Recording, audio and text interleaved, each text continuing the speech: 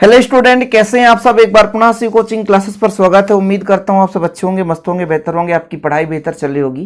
Class 12 physics NCERT में chapter 1 चल रहा है, जिस चैप्टर का नाम है वैद्युत आवेश तथा क्षेत्र। Electric charge and field. आवेश का वितरण पढ़ेंगे आज, रैखिक आवेश का वितरण, पृष्ठीय आवेश का वितरण और आयतन आवेश का वितरण। इसके बाद हम चर्चा करेंगे बच्चों स्थिर वैद्युत बल और गुरुत्वाकर्षण बल में डिफरेंस। जो आपके सिलेबस में है वो क्रम से मैं करा रहा हूं, आप बिल्कुल निश्चिंत रहें। 2024 के लिए आप आए हैं, चैनल को सब्सक्राइब कर लें, फटाफट आपको लेक्चर मिलेंगे। आप निश्चिंत रहें कि कोर्स नहीं होगा सर कब कैसा क्या, इस बात का बिल्कुल आप चिंता ना करें। चलिए शुरू करते हैं भाई। तो आवेश का वितरण कैसे होता है। सबसे पहले मैं आपसे एक बात कहूं कि एक इलेक्ट्रॉन पर आवेश कितना होता है। एक इलेक्ट्रॉन पर आवेश होता है बच्चों 1.6 × 10⁻⁻19 कूलम। ये सबको पता होगा, हर एक बच्चा को पता होगा, जो लेक्चर स्टार्ट से देख रहा सब कुछ पता होगा। अब ये आवेश का वितरण है क्या सर, आवेश कैसे स्थानांतरित होता है। तो बच्चों फर्स्ट लेक्चर में हमने चर्चा किया था कि हमारे पास दो पदार्थ जैसे कांच का छड़ और रेशम का कपड़ा, ठीक, यदि उनको हम आपस में घर्षण करा दें, क्या करा दें, घर्षण, तो घर्षण कराने से इलेक्ट्रॉन का स्थानांतरण होता है। इलेक्ट्रॉन का हम दोनों के बीच, जैसे हमने कहा दो पदार्थ हैं, इन दोनों के बीच हमने घर्षण करा दी। अब जब घर्षण करा दी तो इनमें भैया इलेक्ट्रॉन का स्थानांतरण हुआ। मैं कह रहा हूं तो यहां से यहां इलेक्ट्रॉन जाने लगा। जब यहां से यहां इलेक्ट्रॉन जा रहा है घर्षण के फलस्वरूप, तो इस पर इलेक्ट्रॉन आता है, जिसके कारण इस पर माइनस चार्ज हो जाता है। कौन सा चार्ज हो जाता है, माइनस चार्ज। और इससे इलेक्ट्रॉन इधर आया, यानी यहाँ पे इलेक्ट्रॉन की कमी, इस कारण से इस पे पॉजिटिव चार्ज आ गया। वैसे भी आपको पता है कि जो पदार्थ इलेक्ट्रॉन देता है उस पर पॉजिटिव चार्ज आता है, जो पदार्थ इलेक्ट्रॉन लेता है उस पर नेगेटिव चार्ज आता है। हमने यहाँ पर दो पदार्थ लिया बच्चों और घर्षण करा दिया, तो इलेक्ट्रॉन के स्थानांतरण से यहाँ पर आपका चार्ज आ गया।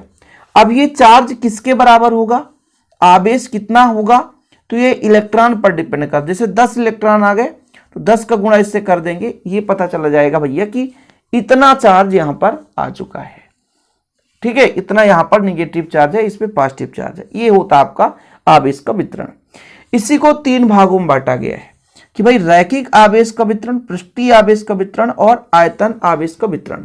और इसी से बनता है रैखिक आवेश घनत्व, पृष्ठीय आवेश घनत्व और आपका आयतन आवेश का घनत्व कहलाता है। हम तीनों को एक साथ चर्चा करेंगे, बिल्कुल आप थोड़ा सा लास्ट तक देखिए, बस हो गया। पहले नंबर पर हम यदि बात कर लें कि जब मान लीजिए एक चालक तार हो, ये हमारे पास एक चालक तार हो गया, देख सकते हो आप लोग, एक चालक तार हो और ये L है और यहां पर मान लीजिए एकांक लंबाई भी है, हम मान के चलते हैं DL, और इस पर हमने आवेश दे दिया, इस पर हमने आवेश दे दिया। तब आवेश का वितरण, जैसे मान लीजिए हमने कहा कि एक चालक तार पर हम कर रहे हैं, तो इसका जो वितरण कहलाएगा वो रैखिक आवेश वितरण कहलाएगा।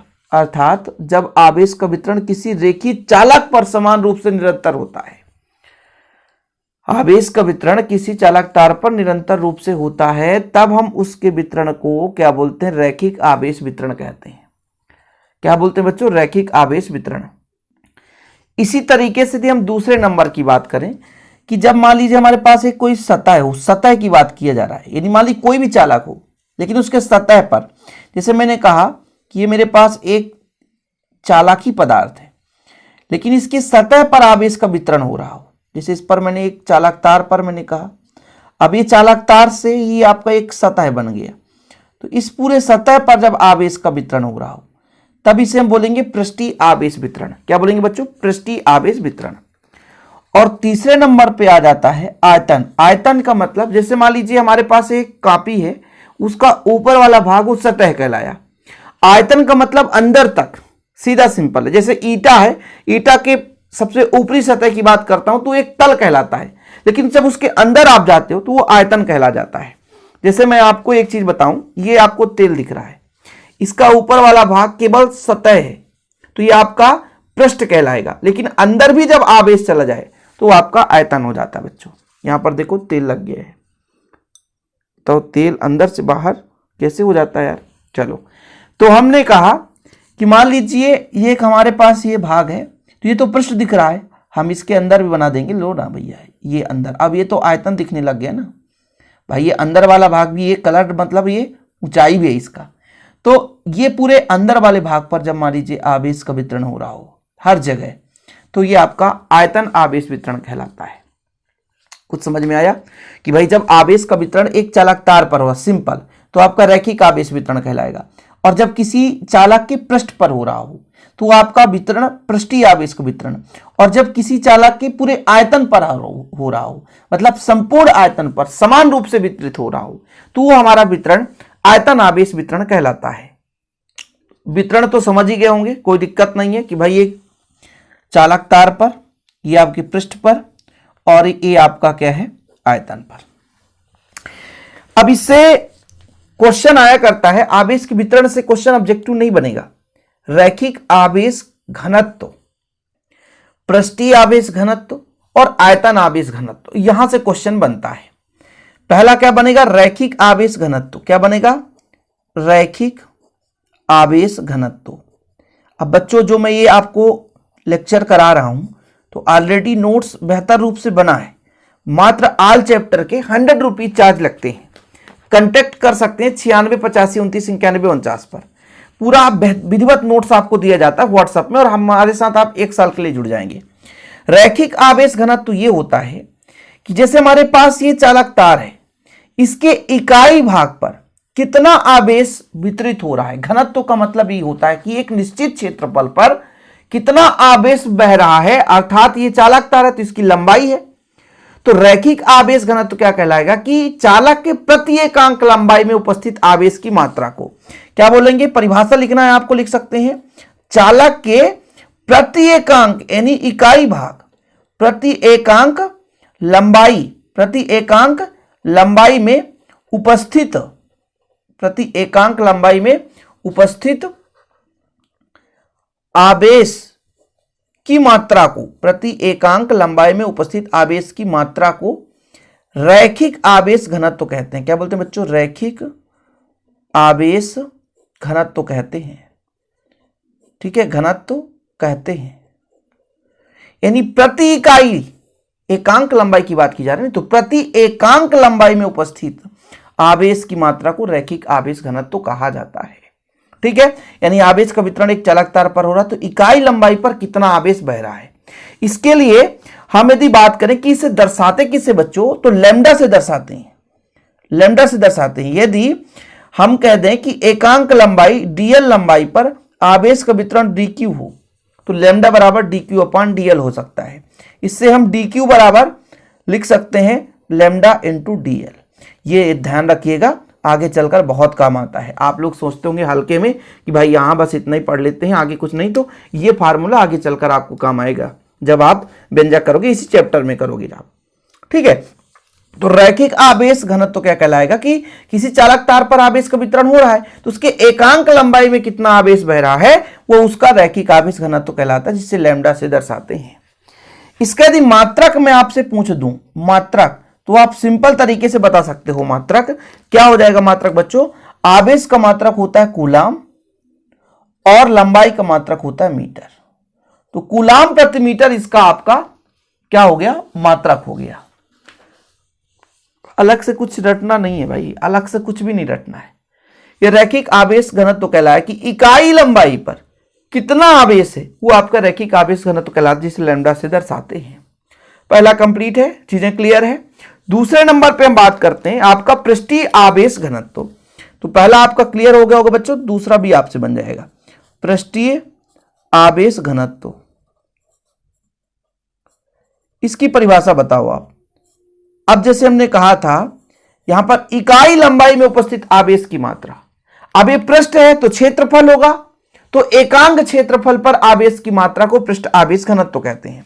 सिंपल तौर पे आप परिभाषा दे सकते हैं कि चालक के प्रति एकांक क्षेत्रफल पर, चालक के प्रति एकांक, चालक के प्रति एकांक क्षेत्रफल पर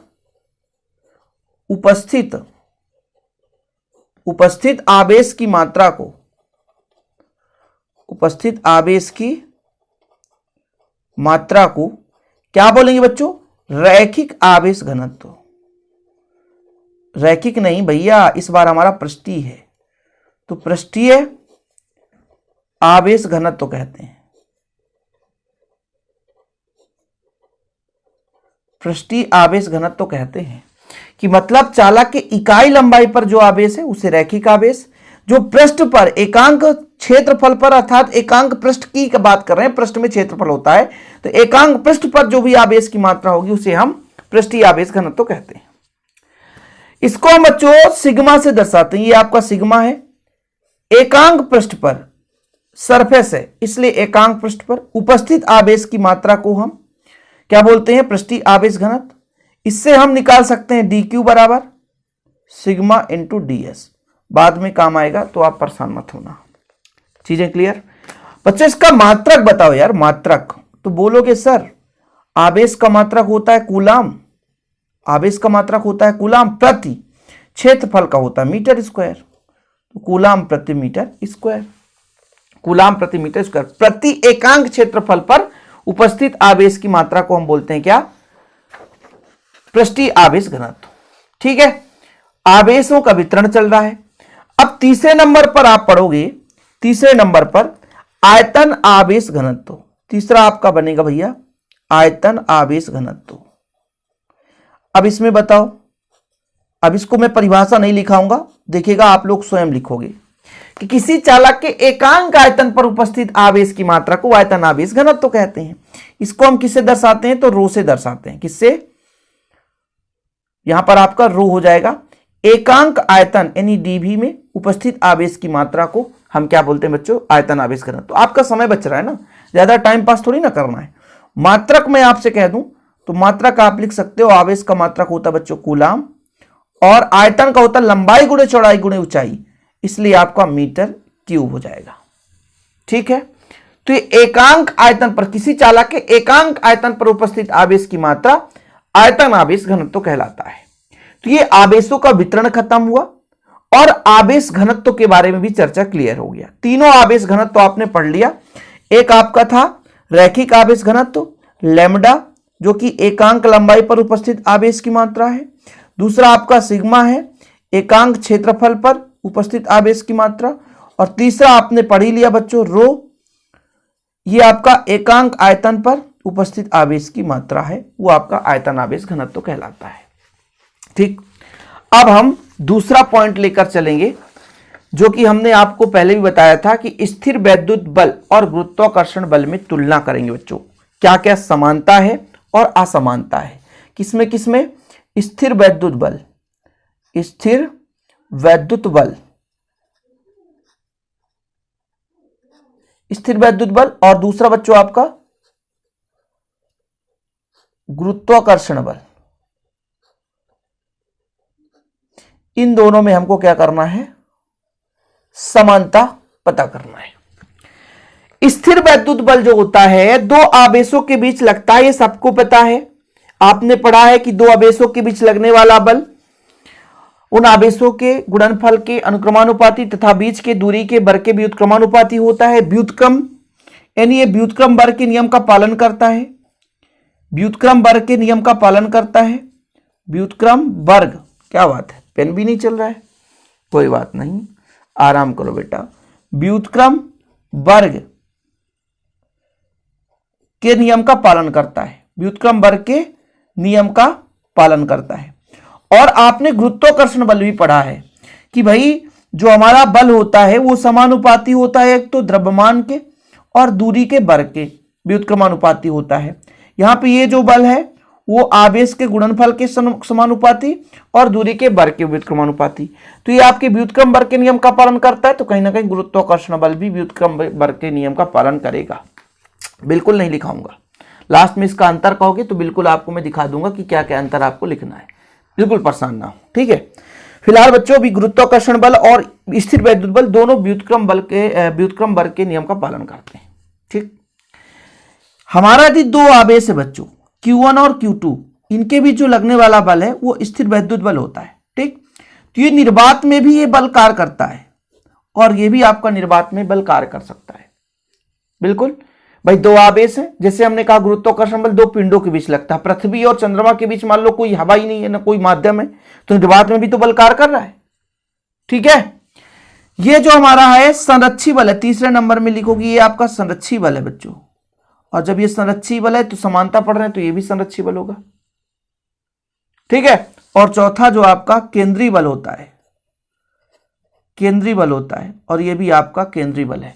लिखना चाहते हो ना, बिल्कुल निश्चिंत रखो। ये देखो भाई, देखो पहला नंबर है, यह व्युत्क्रम बल के नियम का पालन करता है, ये भी पालन करता है। निर्वात में भी बल कार्य करता है, ये भी निर्वात में करेगा। संरक्षी बल है, यह भी एक संरक्षी बल है। यह एक केंद्रीय बल है, यह भी केंद्रीय बल है। ठीक है, केंद्रीय बल का मतलब ये होता है कि ये जो इसका बल है आवेशों के मिलाने वाली रेखा के अनुदिश बल कार्य कर रहे हैं। केंद्रीय बल का तात्पर्य क्या है? आवेशों को मिलाने वाली रेखा के अनुदिश बल कार्य कर रहे हैं। जैसे भाई साहब यहां पर हम गुरुत्वाकर्षण की बल की बात करेंगे तो दोनों द्रव्यमान, जैसे हमारे पास दो पिंड है, दो पिंडों के बीच रखने वाला बल ही गुरुत्वाकर्षण बल होगा, तो उनके द्रव्यमानों को मिलाने वाली जो रेखा होगी उसके अनुदिश वो कार्य करेगा। द्रव्यमानों को मिलाने वाली जो रेखा होगी उसी के अनुदिश वो कार्य कर रहा है, तो आपको गुरुत्वाकर्षण बल होता है। ठीक है, असमानता समानता का मतलब क्या है कि भाई जो वैद्युत बल है वो आवेशों के बीच लगता है और ये गुरुत्वाकर्षण बल पिंडों के बीच लगता है।